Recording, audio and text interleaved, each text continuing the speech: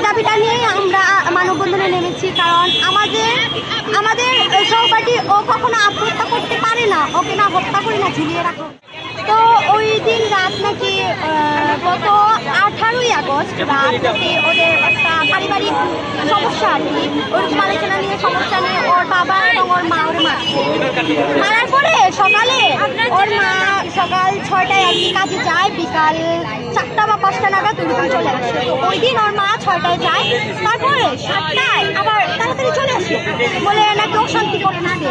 তাড়াতাড়ি চলে এসে না দেখি যে ওর মেয়ের চূড়ান্ত অবস্থায় আর কি রান্নাঘরে আসে না, তখন কান্নাকাটি করে সবাই যায়। তো আমিও গেছি, আমাদেরকে জানানো হয়, আমাদেরকে ফোন করে জানানো হয়, তো আমরাও যাই।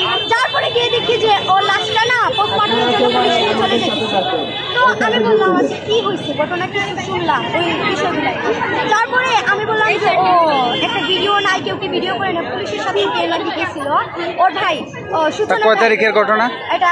গত আগস্টের 19 তারিখ, 19 আগস্ট একটা কাহিনী। তারপরে ওর ভাই একটা ভিডিও করে, ভিডিওতে ছিল ওর ঝুলন্ত লাশটা না মাটির সাথে ওর পা না মিশানো, মাটিতে ওর পা, তারপরে ওর লাশটা হয় ওইরকম, কিন্তু আসে না মানে নর্মাল মৃত্যু যেরকম হয় সবার নর্মাল, যে এটা ওর চোখও মানে খোলা ছিল না, মুখ মানে কিছু কোনো স্পোর্ট ছিল না, ফাঁসি লাগলে তো অনেক স্পোর্ট বের হয়, তো ওর কোনো স্পোর্ট ছিল না, ও ঝুলন্ত অবস্থায় ঝুলেছিল। তারপরে পুলিশ নিয়ে যায়, তারপরে পোস্টমর্টমের পরে বলে যে 3 মাস পরে আমরা রিপোর্ট দিব। আর তখন ওর বাবা ওর মার উপরে, মানে তানিয়া একটা সূচনা আর বাবা তানিয়া একটা সূচনার মার উপরেই মামলা করে। কেন করে? আমার মেরে ওর মাই মারছে, ওইরকম করে একটা মামলা করে ওর মার উপরে। তারপরে পুলিশ পুলিশেই দুপুর 12টার দিকে ওর মারে কোতোয়ালি থানার ওইখানে নিয়ে যাওয়ার পরে ওর মারে জবাবদিহি করা হয়, যে বলে যে আপনার মেয়ে কেন করলো বা কি জন্য কি হয়েছে। ওর মা বলে ওর তো আমি মারছি। আমি বলছি আপনি মেরেছেন? হ্যাঁ আমি মারছি, পুলিশের জন্য আমাকে নিয়ে চলে যায়। আমি বলে পুলিশেই বলে যে আপনি মারছেন, বলে না আমি তো মারি, সবাই বলতেছে আমি মারছি, তারপরে পুলিশে বলে না আমি মারি, মানে 2 রকম জবানবন্দি আর কি দিতেছে।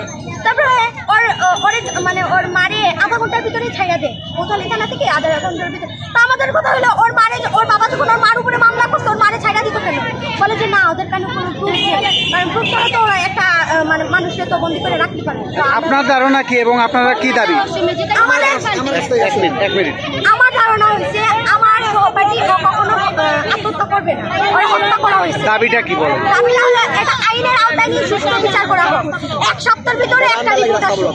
3 মাস আমরা এত দেরি মানে এটা আমরা সম্ভব না, দ্রুত চাই, এটাই হলো আমাদের।